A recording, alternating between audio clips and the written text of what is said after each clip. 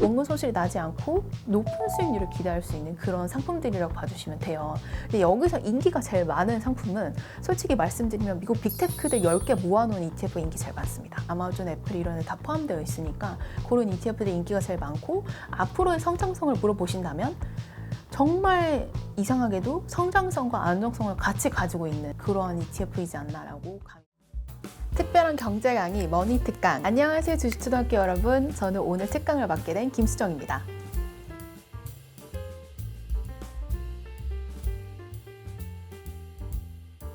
너무 중요한 포인트입니다. 왜냐면 투자 성향이라던가 자금의 특성, 내가 언제쯤 이 돈이 필요한지에 따라 가지고 포트폴리오를 다 다르게 짜셔야 돼요.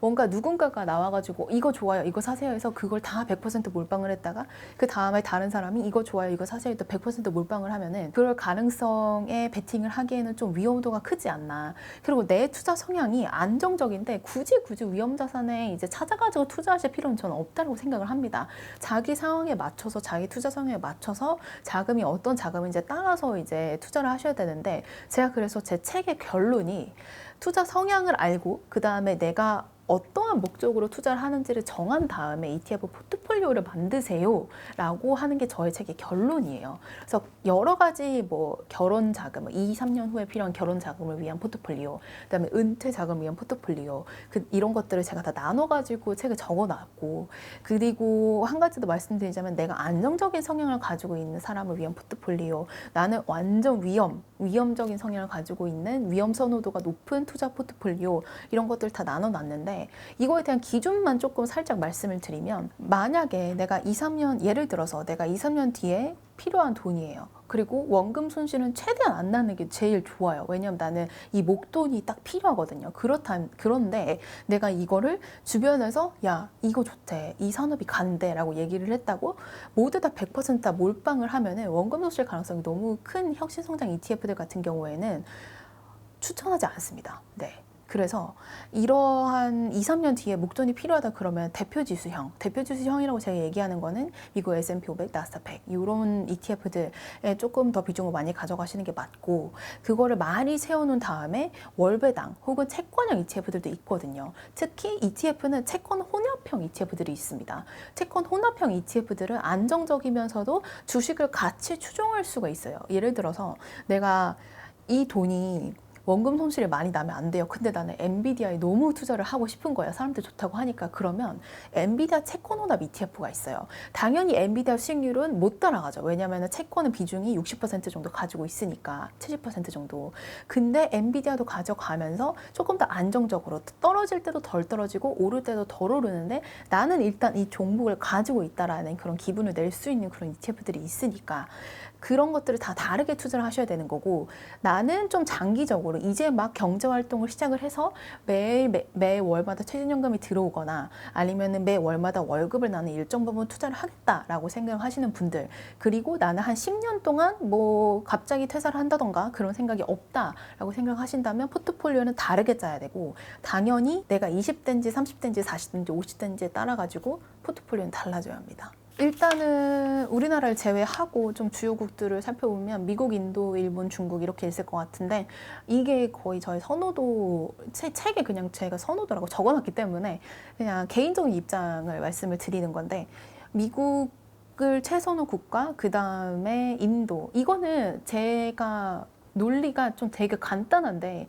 저는 이제 경제 성장률이 참 중요하다고 생각을 해요. 앞으로는 국가별로 경제 성장률 많이 갈라질 것 같아요. 근데 이걸 제 생각은 아니고 IMF가 그렇게 얘기를 했어요. 4월 달에 본인들 경제 전망서를 내면서. 근데 주식 같은 경우에는, 주식이든 채권이든 자산 시장은 경제가 많이 흔들리면 얘도 어쩔 수 없이 흔들립니다. 지금 경험하고 계시잖아요. 지금 우리가 느끼고 있잖아요. 그래서 경제 지표들이 어떻게 나오는지 중요한 거는 연준이 어떤 결정을 할지도 때문에도 중요하지만, 경제라는 튼튼한 받침대가 없으면 자산 시장은 무너질 때 많이 무너지기 마련이고 이게 변동성이 심해지기 마련이에요. 그래서 경제가 그럼에도 불구하고 선진국 중에서는 미국이 제일 낮고 신흥국 중에서는 인도가 제일 낮습니다. 그래서 저는 미국과 인도를 말씀을 드리고, 그 다음에 이제 일본과 중국이 등장을 하는데, 사실 중국 같은 경우에는 경제가 좀 많이 기다려야 될 것 같아요.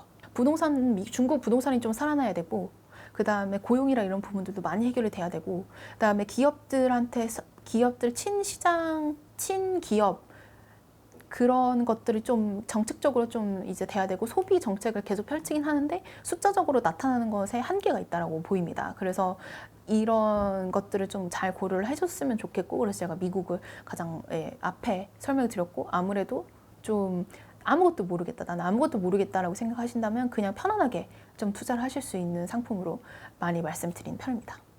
아무래도 AI이지 않을까. 지금 솔직히 말씀드리면 AI 관련되어 있는 기업들 주가가 너무 많이 올라서 많이 눌려 있고 지금 빠지고 있는 상황인 건 맞는데, 제가 아무리 다른 산업을 보고 다른 산업들의 성장성을 보고 봤을 때 AI만큼의 성장성이 예상되는 산업이 그렇게 많지가 않아요. 그래서 미국 경제를 보더라도 미국 경제 성장률이 2.5% 정도 나올 것 같은데, 근데 IT 산업의 성장률은 10% 내지는 20%가 나와요. 그 말은 여기에 거의 성장성이 몰빵이 되어 있다는 의미인데, 혁신 성장 테마형 ETF를 투자하실 때는 내가 리스크를 많이 지더라도 그에 준하는 수익률을 기대할 수 있는 그런 상품들이기 때문에, 내가 원금 손실이 다소 많이 나더라도 조금 더 기다리거나 몇 년을 기다린다거나 혹은 원금 손실이 나지 않고 높은 수익률을 기대할 수 있는 그런 상품들이라고 봐주시면 돼요. 근데 여기서 인기가 제일 많은 상품은 솔직히 말씀드리면 미국 빅테크들 10개 모아놓은 ETF 인기 제일 많습니다. 네. 그냥 거기에 이제 뭐 AI 관련된 기업들 다 포함되어 있고, 그 전에 이게 상장한 지 굉장히 오래됐어요. 한 3, 4년 된 것 같은데, 그때도 지금도 혁신성장 테마형 ETF를 인기 순으로 나눠주세요라고 한다면 미국 테크 탑10 기업들 모아놓은 ETF 인기 제일 많아요. 네. 거기에 뭐 아마존, 애플 이런 애 다 포함되어 있으니까 그런 ETF들이 인기가 제일 많고, 앞으로의 성장성을 물어보신다면 정말 이상하게도 성장성과 안정성을 같이 가지고 있는 그러한 ETF이지 않나라고 감히 말씀드릴 수 있을 것 같습니다. 좀 재밌는 그런 컨셉들을 가진 ETF들을 살펴보자면 국내에는 없는데 미국에는 상장되어 있습니다. 펫 ETF도 있고, 펫은 이거는 펫 산업이 저희가 느끼기에도 굉장히 커지고 있지 않나요? 네, 인스타 계정만 봐도 내 강아지, 내 고양이를 위한 인스타 계정이 너무 많고, 사진만 보더라도 내 고양이, 강아지를 위한 용품들을 어떤 걸 사야 될지 물어보는 분들도 너무 많아서, 이거는 세대가 변하는 스토리거든요. 세대가 교체되고 사람들의 인식이 바뀌고 내 강아지는 나의 가족이라는 생각들이 들어가는 그러한 시대가 변화하는 것을 반영할 수 있는 ETF인데, 성장률은 되게 안정적으로 꾸준히 성장할 것으로 기대가 됩니다만 고속 성장은 IT 대비해서 아니죠, 당연히. 그래서 수익률 측면에서는 IT를 보다가 이거 보면은 에게 이런 생각이 들 수는 있지만, 뭔가 너무 IT 쪽으로 내 포트폴리오가 몰려있다, 난 이런 거 말고 조금 재밌는 ETF, 내가 좋아하고 내가 봤을 때 이해가 되는 그런 ETF 투자를 하고 싶다, 그런 생각이 드신다면 펫도 굉장히 매력적인데, 여기에는 어떤 종목들이 포함이 되어 있냐면 펫푸드 만드는 회사들, 내 강아지한테 먹이는 음식을 프리미엄으로 그렇게 많이들 구매를 하시는 세대가 됐어요. 그런 시대가 됐어요. 옛날엔 아닌데.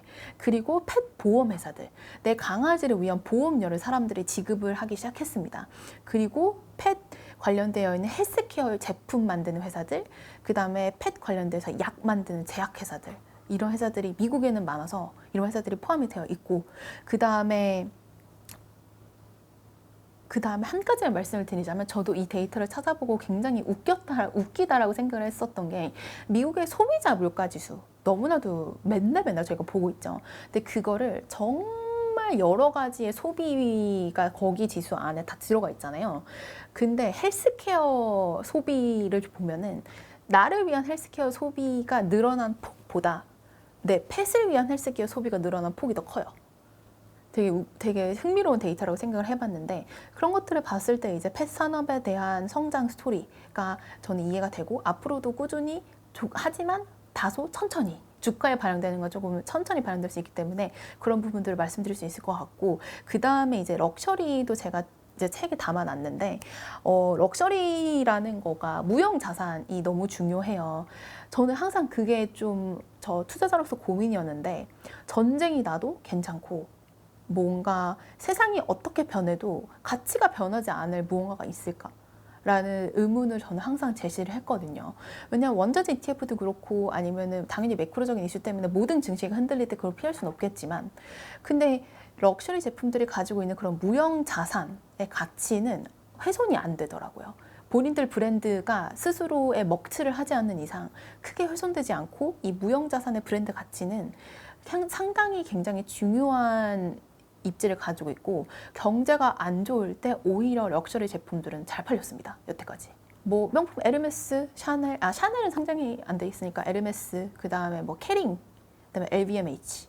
유럽에서 가장 시가총액 큰 기업이 LVMH, 그 다음에 노바노디스크라고 이제 제약회사인데 둘이 이제 엎치락뒤치락 하거든요. 근데 LVMH가 그렇게까지 시가총액이 큰 이유가 있죠. 경제가 안 좋을 때 오히려 그 시계열을 그려보면은 더 잘 팔렸었어요.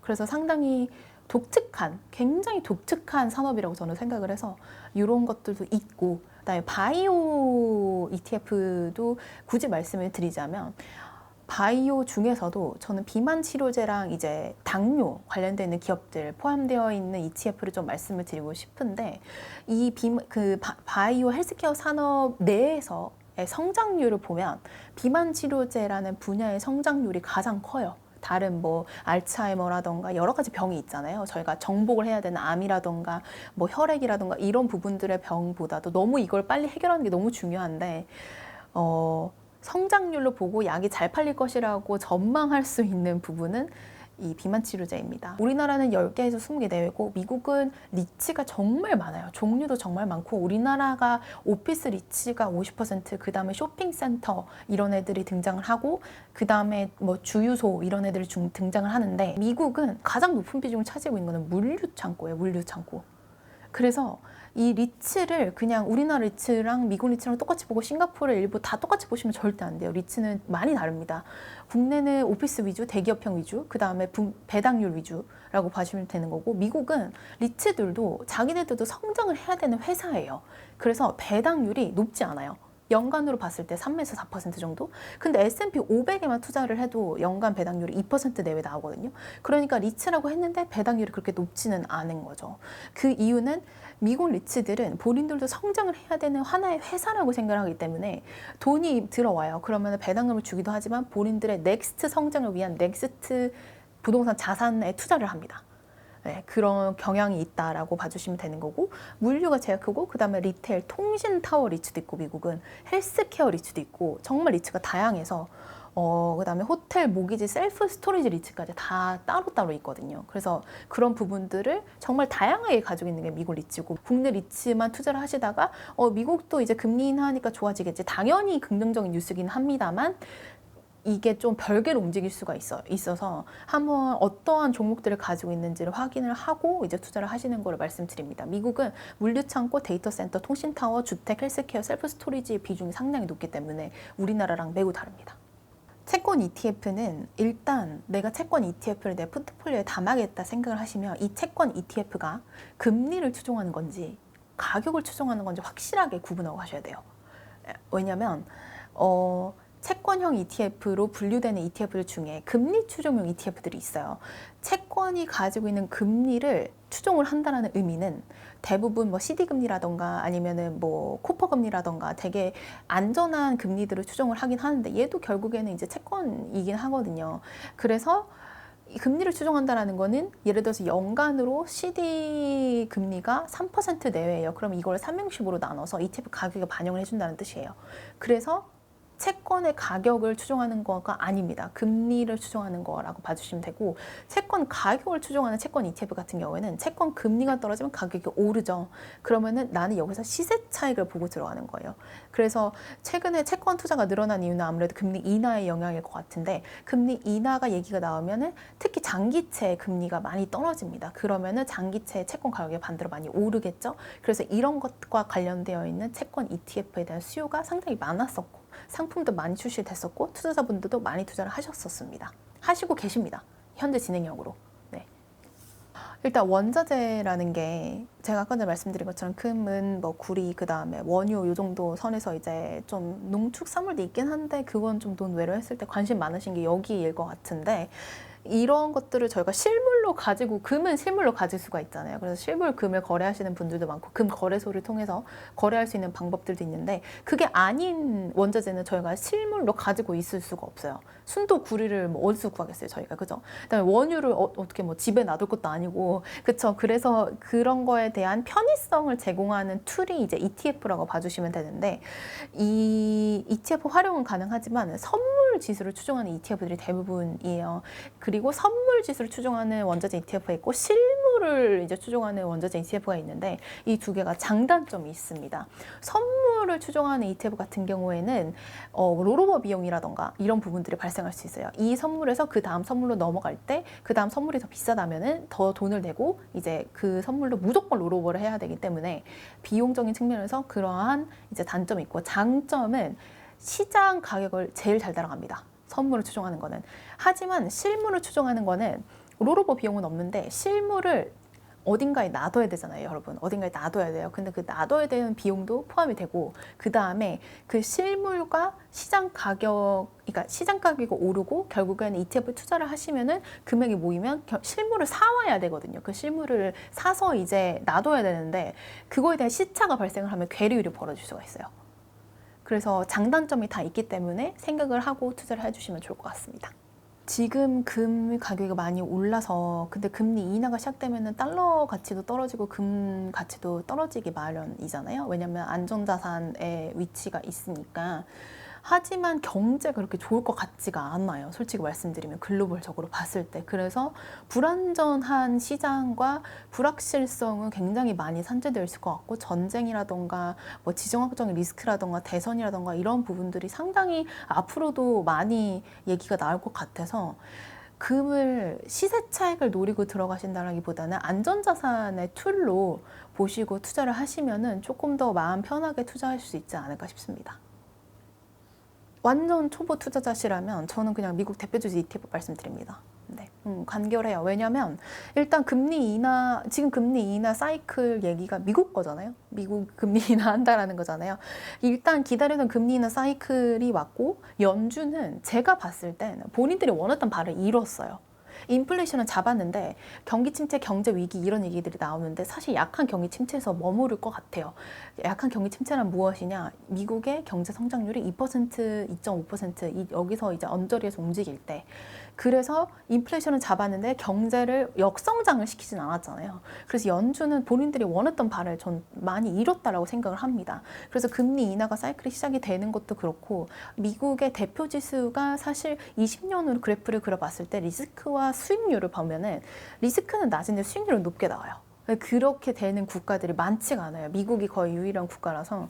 이제 S&P 500이라던가 나스닥 100이 있는데, 금리 인하 사이클이 시작되면 지금은 AI 관련되어 있는 것들이 많이 거품이 빠지고 있다라고 생각이 들어서 뭐 성장주에 대한 입장이 많이 갈리겠지만, 원래 금리 인하 사이클에서 가장 매력적인 투자처는 성장주거든요. 그래서 나스닥 100 ETF와 S&P 500 ETF 좀 많이 말씀드리는 편이고, 가장 근래에 있었던 금리 인하 사이클이 2019년인데 그때 금리 인하와 S&P 500 지수를 같이 그려보면 당연히 가는 도중에 이제 플럭슈에이션이 있습니다만 추세적으로 우상향을 했었기 때문에 가장 편하게 투자할 수 있는 ETF이지 않을까라고 생각이 듭니다.